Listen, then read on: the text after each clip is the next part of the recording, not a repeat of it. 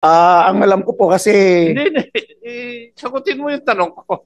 Umiiwas ka kagad eh. O ano? Kanina, ang lakas-lakas ng boses mo sumagot eh.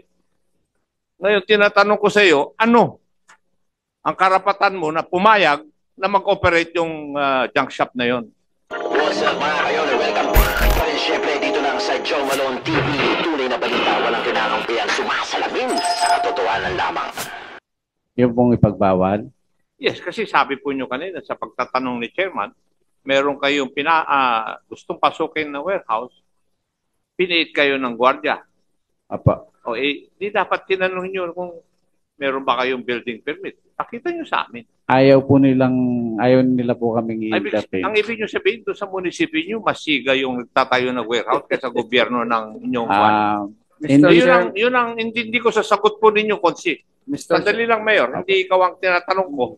Apo. Kasi ang pagtatanong ko, nagmumula sa sagot niya sa chairman. Tama po. Di po ba? Apo. Ibig nyo sabihin sa lugar po ninyo, sa Mexico, Pampanga. Masiga pala yung mga nagtatayo ng warehouse kaysa Municipal Government of Mexico, Pampanga. Actually po, ngayon hindi na ganun. Pero noon, siga sila. Dati po. Ganon. Thank you, Mr. Chair. Thank you. Thank you, Congressman Nakop. Konsi, tanong ko lang ulit, nakadikit kayo, hindi kayo nakapasok sa loob, pero nandun kayo sa may area, no? Opo. Ano nakita mo doon? Warehouse ba yun? Building? Actually po, hindi ko po nakita yung sa loob, pero nakita ko po sa satellite, sa imagery, sa Google, na may building. So building. So hindi siya warehouse? Hindi, warehouse. Sa tingin ko, base sa interpretation ko doon sa imagery, ano po siya? Warehouse. Kung warehouse siya, yung warehouse tambakan. Tapos po, ang business nila is junk, ganun. Junk shop. Yun nga, ang business permit nila ay? Wala. Hindi ko po alam kung may business permit kasi hindi mo nga po kami pinapasok. Siguro si Kapitan will be able to tell us kung ano yung permit na sinecure nila. Kasi yun nga, yung pagbabakod nga, fencing permit, kailangan mo yun. Ganito po, Mr. Chair, ganito po kasi. Yung mga kapitan kasi, wala po silang alam madalas sa mga nangyayari sa barangay. So, yun po ang madalas. Ngayon, iniwawasto po namin yon, yung ganong proseso. Binibigyan namin sila ng power, sinasabi nila namin sa kanila yung power para mag-check doon sa mga nagpapakonstruct kung may mga permit o hindi. Na bago magkaroon ng building permit sa munisipyo, dapat meron munang construction permit sa kanila. Yeah, tsaka nakaspecify sa building permit kung ano yung gagawin, di ba? Kasi kung ito ay building, parang yung nangyari sa Banban, Tarlac, parang call center yung dating, it must be something else, no?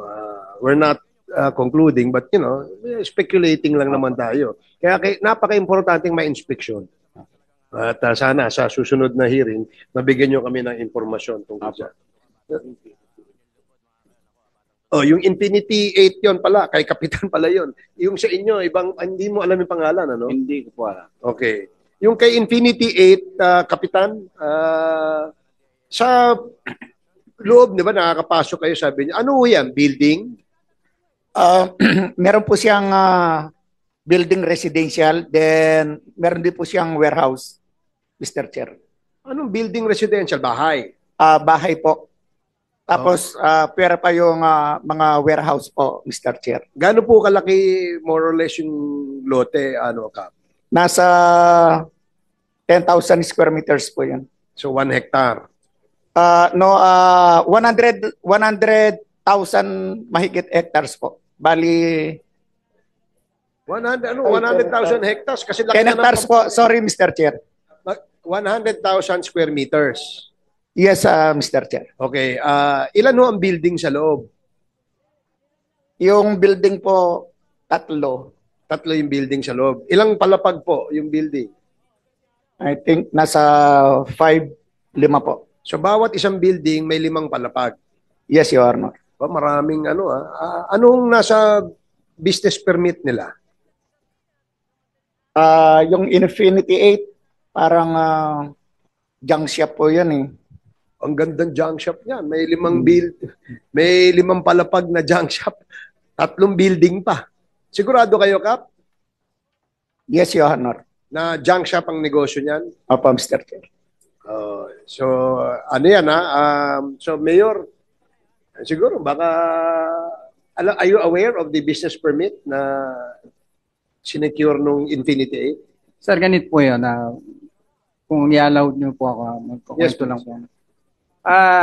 Nung po nga maupo ako bilang nag-assume ako sa office noong August 29, isa po sa mga tiningnan ko yung lugar na yan. At doon po ako nag-create ng task force diyan sa mga warehouses o bodega. Nung pumasok po kami diyan, tiningnan ko yung mga business permits niya na wala naman po. Walang existing na permits. At ang sabi ko sa treasurer ko, pag magbayad ngayong 2024, nag-monitor po ako diyan. Ang nangyari po, hindi nag-report sa akin yung treasurer. Ang ginawa ko, last week, pinakalkal ko po yung mga business permits niya. At nagbayad lang po siya ng application na 5,000. Which is nung 2023 po, 4,900 lang yung binayad niya. Wala po talaga silang mga business permits. Sabi ko, kahit yung mga business permits and building permits, wala po. Kaya ang ginawa ko po, may 2 letter na po akong pinadala dyan through municipal engineer. Naka-receive na sila ng 2. Yung 3 po, ipapa-receive ko this week.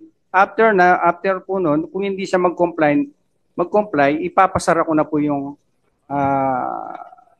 lugar na yon, yung Infinity po. Papastop ko po lahat ng mga activities na. Yan yung Infinity 8. Opo. So, narinig mo naman siguro yung Kapitan.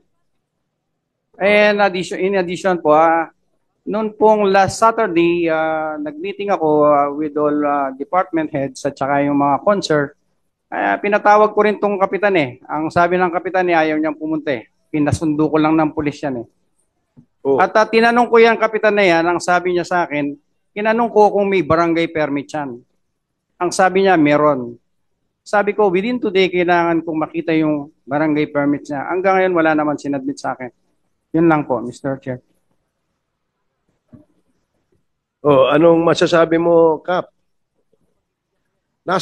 May kopya ka ba ng business permit niyan, building permit niyan? Yung sa building permit po, wala kami. Pero yung business permit po, nakapag-apply na po. Yung records po namin, yung files, nasa barangay treasurer ko po, Mr. Chair. Meron po siya, apply po siya ng business permit, yung Infinity 8. Mismo ang mayor nagsasabi, wala eh. Meron po, tinanong ko po yung aking treasurer, meron po siya. Kaya lang, nung ni-request po sa amin nung mayor namin, hindi ko lang nabigyan kasi pinuntahan ko at tinawagan ko yung treasurer ko, meron po silang family na nilakad. So, alam mo, yung mayor ang supposedly aware dun sa lahat ng negosyo sa buong sinasakupan niya. At kapag ang records, wala doon, ang ibig sabihin po noon, wala hong nag-apply ng business permit. Pero kayo, pinagpipilitan nyo na meron dahil sabi nyo nga, nakita nyo. Tama po ba, Kap? Tama po, Mr. Chair. Kasi mismo ang nag-issue po noon itong kumuha siya. Ito lang kasi bago lang po kasi ang operation ng Infinity 8, I think this year or last November lang po yata o this year lang. Bago lang po, Mr. Chair. Kaya bago lang po yung business permit niya sa aking barangay. Okay. So, yes, Congressman, but before that, please enjoy the lunch prepared by Congressman Paduano, who is now on Zoom. So, kay Congressman Paduano, welcome in this committee hearing. Yes, Congressman Flores. Mr. Chair, I just would like to ask the Kapitan. Kapitan, when the mayor asked for the copy of the business permit, barangay permit. Barangay permit, Mr. Chair. When was that? Last Saturday. Last Saturday. Yes, last Saturday. This Saturday lang. Kapitan, bakit hindi niyo naibigay sa kay Mayor yung barangay permit? Yun po, bali, tinawagan ko at pinuntahan ko yung treasurer ko po. Wala sila, may nilakad po ng family. Kaya hindi ko nabigyan ng kopya yung mayor namin. Okay, ang barangay permit is for what? Anong hiningi nila na permit? Permit to do what? Business or what? Barangay business clearance po. Bali permit yun. Kaya nga, Business so permit. alam mo ba anong business nila? Yun po, bali ano po, yung junk shop. Infinity 8 Trading and Corporation. Trading. And nakikita nyo naman, being ikaw yung kapitan doon, nakikita mo naman na yun ang business nila, na nature of business nila. Ano yan? Trading. Ano ba? Junk shop. Junk shop. Yes, sir. So you see trucks coming in and out, ganun, may mga loads na mga junk, nakikita mo. Opo, marami po na pumapasok na nagde-deliver doon. Pag mag-a-apply yung isang tao ng isang barangay permit, Kapitan, do you go and inspect the premises? Opo. So, napasok mo na yung premises ng Infinity 8? Yes, Your Honor. And anytime pag in-inspect mo, pinapapasok ka naman? Opo. Pag sina mayor ang pupunta at mag-inspect, papapasukin ba sila?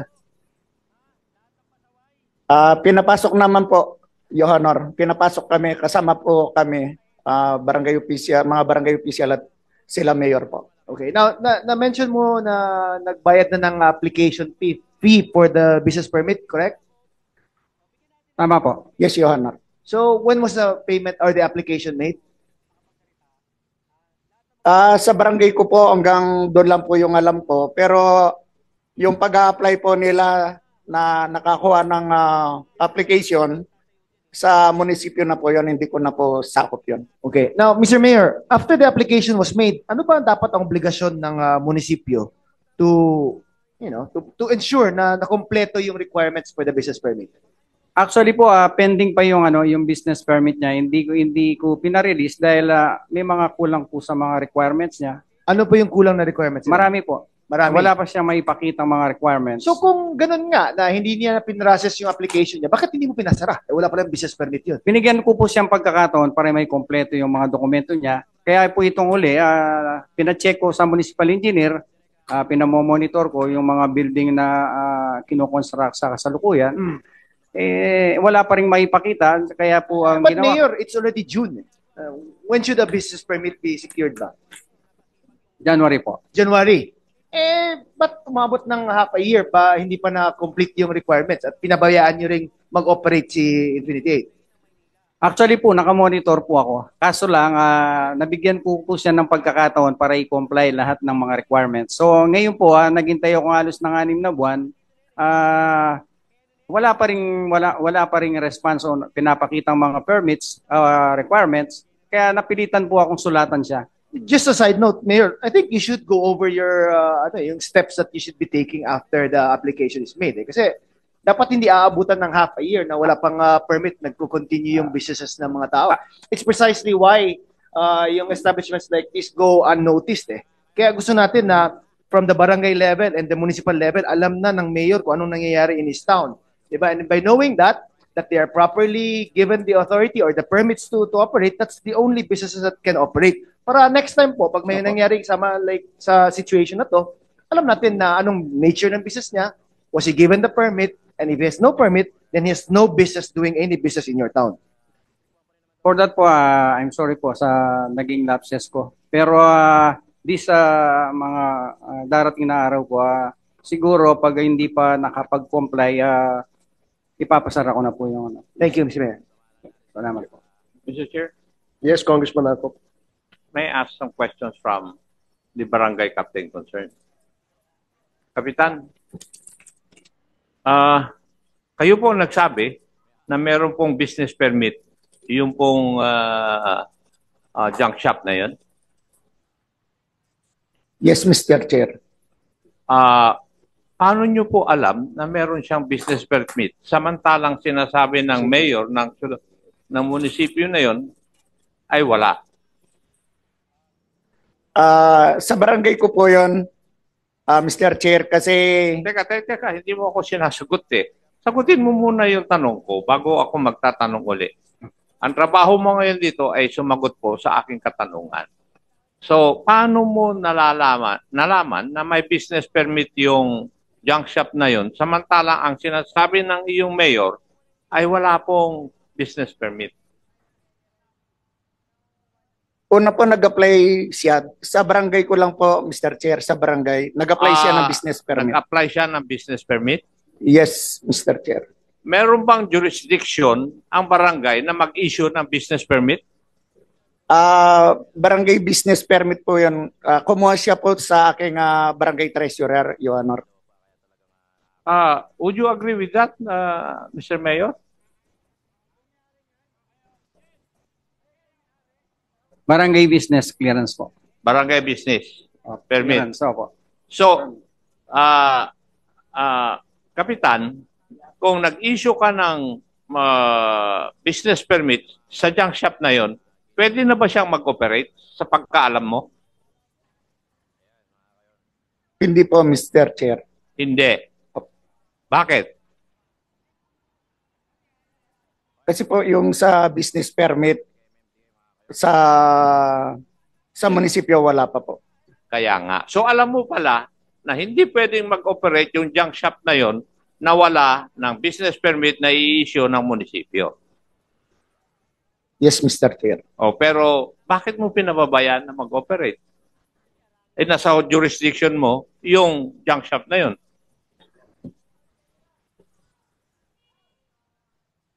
Ang alam ko po kasi... Hindi. Sagutin mo yung tanong ko. Umiiwas ka kagad eh. Ang tanong ko sa iyo, bakit mo pinapayagan na mag-operate yung isang junk shop samantalang wala pa, alam mo na kailangan may municipal business permit na issue? Nasa jurisdiction mo, porket binigyan mo ng barangay permit, pinababayaan mo na mag-operate. Alam mo na hindi dapat. Ang alam ko alam po, mo naman pala yung batas eh. Sa pagsasagot mo, nakikita ko po yun. Bakit mo pinapayagan? Alam mo pala na hindi pwedeng mag-operate na wala yung business permit ng munisipyo. Ano? Kanina, ang lakas-lakas ng boses mo sumagot eh. Ngayon, tinatanong ko sa iyo, ano ang karapatan mo na pumayag na mag-operate yung junk shop na yon? Ang alam ko po, Mr. Chair, hindi yung alam mo ang alam mo, yung batas. Dapat ang masunod. May karapatan ka ba o dapat mo hindi pag-operatein yung junk shop na yon?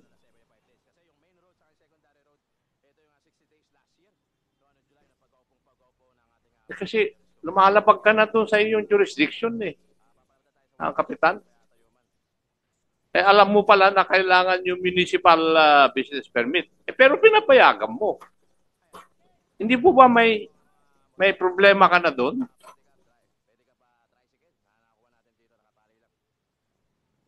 Maski tanungin mo yung abogado na kaibigan mo, may sabit ka, Kapitan.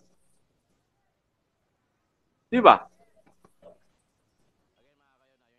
Maraming salamat, Mr. Chairman. Gusto ko lang ipaalam sa Kapitan na medyo may diferensya yung kanyang ginagawa.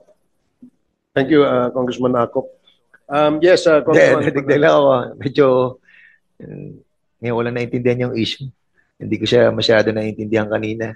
So, Kapitan, kailan nagsimula yung construction doon? Kaninong panahon?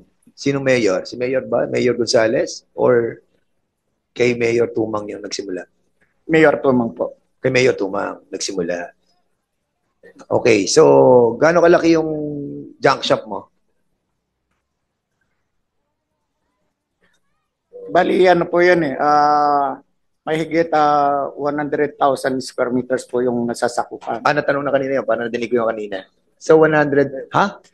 almost 10 hectares po. Kasi 10,000. At junk shop lang yun? Ang galing, ha? Yes, ha? Junk shop. 10 hectares, ha? At tapos, sino may-ari nun? Mr. Alex Goong po. Ayun. At least yan na. Okay. At sabi mo, Mayor, hindi ka nakakapasok doon? Nung una po, nakapasok po hanggang dun sa office lang. Ngayon, when was the last time that you entered the Yesterday premises? po, nagkaroon ng joint ocular inspection sa provincial government at saka yung municipality po. Napasok na po. Napasok po namin yung mga luxury building. Junk shop yun ah. May mga luxury building po. At Ano laman po ng luxury buildings? parang 5-star hotel po. 5-star hotel. Kapitan, totoo ba yung sinasabi ni Mayor? Meron May po. mga luxury building? Totoo ba yun? Yes or no? Mataas Yes or po. no? You're under oath ha? Nag-oath ka ba? Yes. Yes po. CFE. Ganda mong sagot. Ganda mong sagot. May mga luxury buildings sa tulad ng sinasabi ni Mayor. Pag sinagot mong hindi, si Mayor ang nagsisinungaling, siya ang pa-contempt namin. Kapag ikaw nagsinungaling, ikaw naman pa-contempt namin. So may mga luxury buildings ba doon? Wala po. Wala. So nagsisinungaling si Mayor. Bali ano po, hindi na kung nasabi po ni Mayor namin na luxury. Ano po, residential, although hanggang 5 floor po kasi Nagkala ko junk shop yun. Oh. So kanina junk shop, ngayon luxury, ano naman, parang 5th floor, ganyan. So ang junk shop mo, floor by floor. Ano mga dinadala mo sa junk shop mo? ano po yung mga kalakal yung nakikita kong dinideliver po. So lahat ng floors na yon, doon mo ilalagay yung mga yung mga kalakal. Ano po, pero po doon sa building na residential niya, Oh, pero may building doon at doon mo nilalagay yung mga nakukuha mo kalakal. hindi po, bali sa warehouse po. Bali nandito yung building tapos yung mga warehouse nasa loob din po ng compound. Pero may mga building sa pinagawa si Mayor Tumang doon. Di ba? Yes or no? Yung may-ari po ng ano, siya po yung nagpagawa. Yung may-ari ng business doon, Mr. Alex Goong. If I may, Oh yes, Congressman Mr. Chair. Fernandez. Kapitan, si Mr. Goong ba ay Pilipino? Filipino-Chinese po. Filipino-Chinese. Hindi Chinese-Chinese. Yun po ang alam ko, Your Honor. Marunong mag-Tagalog? Marunong po, Mr. Chair. Magaling mag-Tagalog? Medyo may konting pagkabalit. Pero nakakadiretso po siyang mag-Tagalog, Mr. Chair. Saang farm lumaki? Si Mr. Goong. Pero ito, let this be a warning to you, Kapitan. Hindi kami rito. Ginagawa lang namin light yung discussion natin kasi ayaw naman nating magkaroon ng tension. Pero ito, paalala lang sa iyo. Sa pagtatanong ng mga kasamahan dito, meron kaming video ipapakita sa iyo. Sabihin mo sa akin kung junk shop yan o hindi. Ha? Nasa yung video. Can you show that video? Paninindigan mo na junk shop ito. Na ang negosyo ni Alex Goong ay isang junk shop. Yes, Your Honor. Nakikita ko po kasi mga dumarating na mga dinideliver na kalakal. Anong dinideliver na kalakal doon? Mga plastic bottle, cartons, mga... Nakikita mo ha? Ayan, tinan mo nga sa akin, sabihin mo nga sa akin kung ito ay junk shop.